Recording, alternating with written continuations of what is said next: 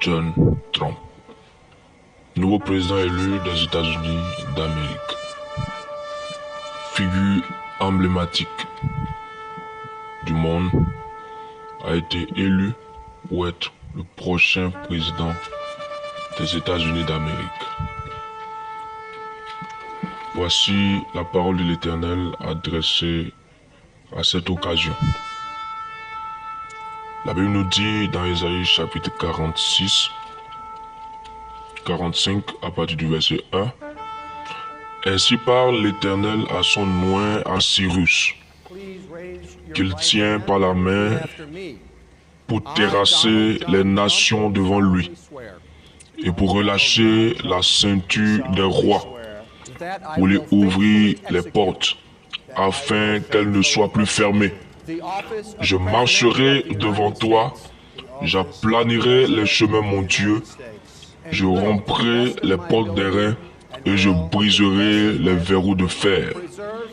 Je te donnerai des trésors cachés, des richesses enfouies, afin que tu saches que je suis l'Éternel qui t'appelle par ton nom, le Dieu d'Israël. Pour l'amour de mon serviteur Jacob et d'Israël, mon élu, je t'ai appelé par ton nom. Je t'ai parlé avec bienveillance avant que tu me connaisses. » Alors la parole de l'Éternel m'a été adressée en direction de cette occasion du prochain président Donald Trump. Donald John Trump. Ce nom va rester gravé dans les mémoires pour le prochain quinquennat. L'Esprit du Seigneur m'a transporté aux États-Unis. Et je voyais le jour de la prestation de serment du président Donald Trump. Je voyais comment un trouble était en ce lieu-là. Je voyais un grand trouble. Un trouble, des personnes étaient dans l'étonnement. Il y avait des personnes qui avaient des mines foncées parce que quelque chose d'inhabituel était en train de se passer en ce lieu-là. Et j'ai vu l'Esprit du Seigneur qui m'a transporté. Et je voyais là comment le président de Trump était en train de prêter le serment.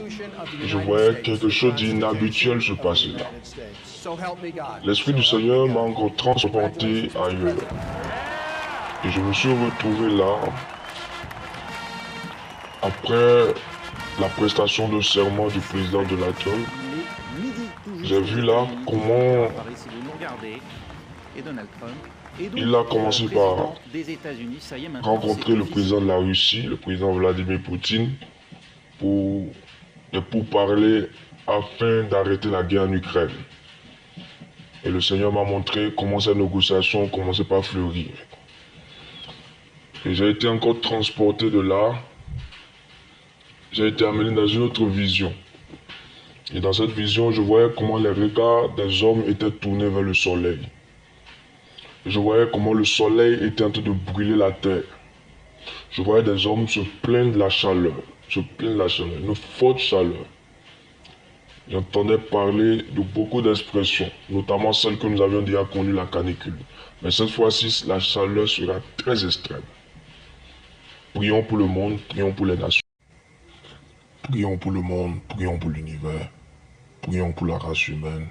Prions pour l'Église. Le Seigneur Jésus sera bientôt de retour. Veillons sur nos âmes et continuons par nous attacher au Seigneur. Shalom.